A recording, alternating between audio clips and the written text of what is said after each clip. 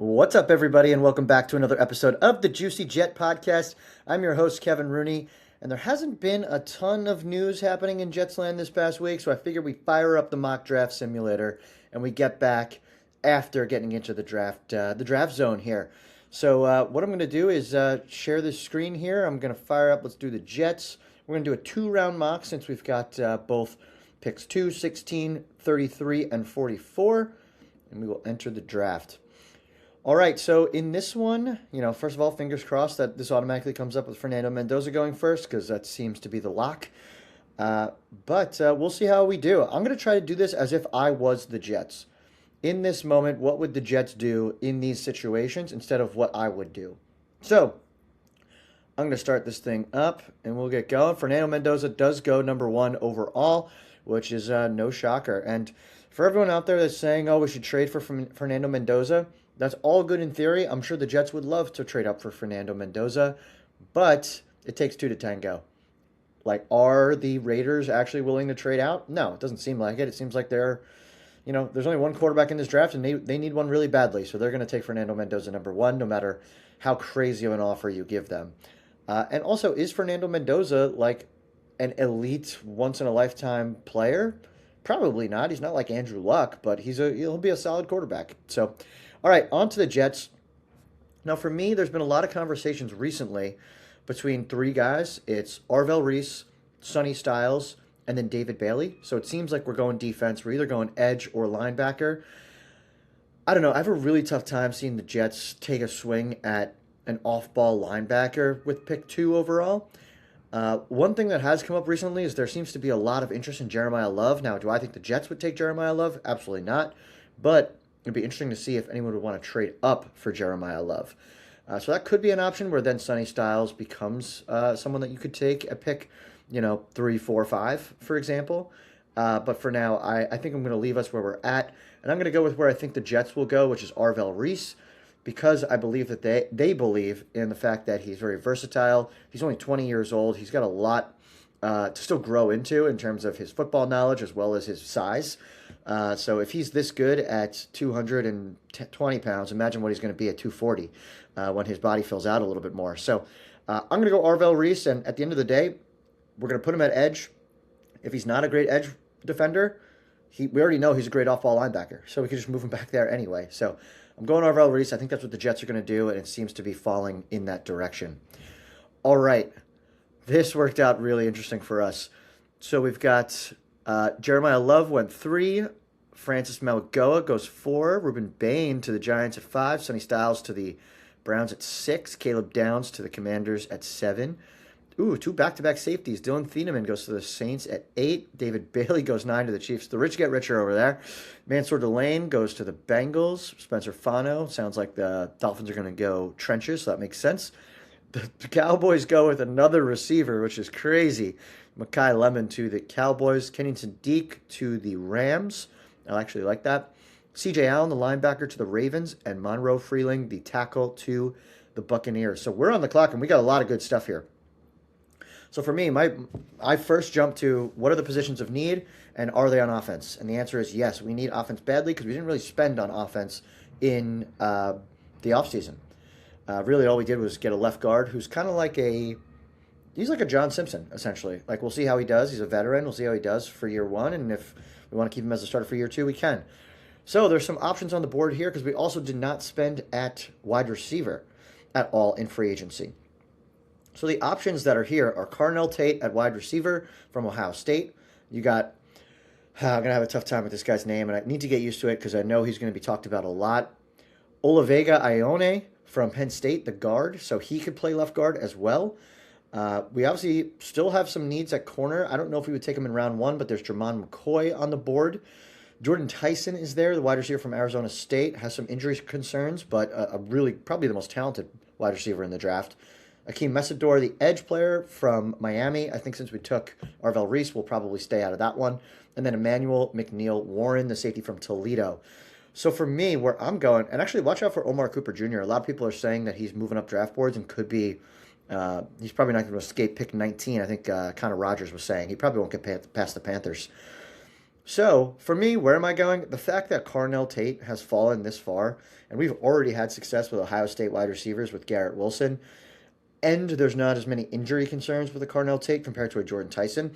I like Jordan Tyson's like fit in our offense better because he's bigger, but the injuries scare me a little bit. And if I had to choose between Carnell Tate and Jordan Tyson, I'm going to go Tate. The guard spot, I think we hold where we're at with guard right now. I think we can fill the role with the signings we made in free agency, as well as probably getting some depth later in the draft. So I'm going to go with Carnell Tate, and you have to be pumped. We're going to be the Ohio State Jets with Garrett Wilson, Jeremy Ruckert. We've got Arvell Reese, and now Carnell Tate on the board. And hey, they've been a great football team, so I'm not going to be mad about going with two Ohio State guys to start this draft. All right, let me just scroll up a little bit, see some of the players that have gone. It looks like some of the safeties have gone a little bit. Jordan Tyson goes to no way. They took Mekhi Lemon and Jordan Tyson, the Cowboys, which is hilarious, which is definitely not going to happen in this draft. But who knows? Cowboys are crazy. We'll see. Denzel Boston goes. All right, so we're on the clock here at 33. Also, an awesome pick to have. I think in my mind, looking at pick 33, the big question is going to be, is anyone going to want to trade with the Jets into this spot because they need someone really badly? Like, is someone going to want to trade up for a Caleb Banks, a KC Concepcion, one of these corners that are still on the board? There's some good players here. For me, this is a really interesting spot. So we took wide receiver, we took edge rusher. I think in my mind, I'm going to try to stay with like kind of a best player available type thing. The one big conversation is going to be, what do we do with Ty Simpson? Is Ty Simpson going to be our pick here at 33? I think I did that for our last mock draft, so I'm going to actually skip that one. Ooh, Colton Hood is really tempting as the corner from Tennessee here at pick 34. Caleb Banks, I just think the injury concerns are there with him, and I'm not sure if they're going to go with another D lineman at pick 33. And then you've got Emmanuel Pregnon, the guard from Oregon. So I think I'm kind of stuck here between... Lee Hunter's pretty solid too. Man, this is tough. Brandon Cisse, D'Angelo Pons, Jacob Rodriguez, an off-ball linebacker. I think I can get some of these guys at pick 44. So it's really between Colton Hood and Emmanuel Pregnon for me. I think where I'm going to go with in this one is I'm going to go offense because I want to make sure that we're protecting this future quarterback that we draft in 2027, and then we have a young stud offensive line. So he doesn't have to play in year one. He can be a backup, and let's take Emmanuel Pregnon because I like some of the corners, the safeties, and things like that. They're going to be there at 44. So let's make it happen. It might be too early for him, but we'll see how it goes. And then here we are at 44, where a couple of those corners went. Colton Hood's off the board, D'Angelo Pons, and Brandon Cisse. All the ones I said that should be there at 44 all went off the board. Keith Abney's not a bad choice. I also like the fact that A.J. Halsey is still on the board at safety.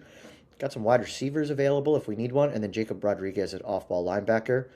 I think for me here, I feel like I got to go secondary, and I think A.J. Halsey just keeps coming up as someone who can take the ball away since we had 0 interceptions last year as a football team. So I'm probably going to go with A.J. Halsey here just so we shore up that safety room, even though we drafted a bunch of different safeties.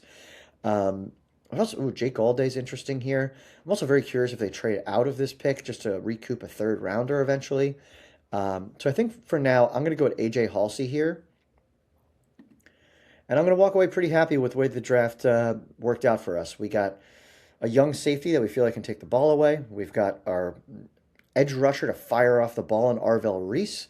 Let me get rid of this. There we go, so we can see our grades here. Carnell Tate, who's going to be our wide receiver 2 behind Garrett Wilson, which I think is great. And then you got A.D. Mitchell as our third receiver, so I'm happy there. We shore up the offensive line with a good young guard in Emmanuel Pregnon from Oregon. So I got to feel pretty good about where we're at here. We'll see how things shake out, but I like the fact that we keep trying different scenarios of how the Jets draft could work out. And it seems like Arvell Reese is always going to be there at the top. Like that's one who I think we're just going to end up taking. And then A.J. Halsey always seems to be around in my mock drafts. And then I'm always looking for wide receiver at 16. If I can get a wide receiver at pick 16, whether it's Tate, Tyson, Lemon, and now even maybe Cooper, I'm happy with the way that works out. So that's what we got here. Thanks everybody for listening. I hope you enjoyed this quick one. And if you got any thoughts, feedback on anything that I did here in terms of drafting, let me know. Would you have taken someone else over someone I took? And then, yeah, of course, if you can like, rate, subscribe, review, follow, all that kind of stuff across JuicyJet25, Twitter, Instagram, TikTok, and YouTube. And we'll jump on more later this week and into next week for some more mock drafts because I'm having fun with this, and we're only a month away from the NFL draft, which is crazy. And then, of course, if there's any other actual news coming out about the team, we will talk about it. So thank you all for listening, and I'll talk to you later. See ya, and go Jets.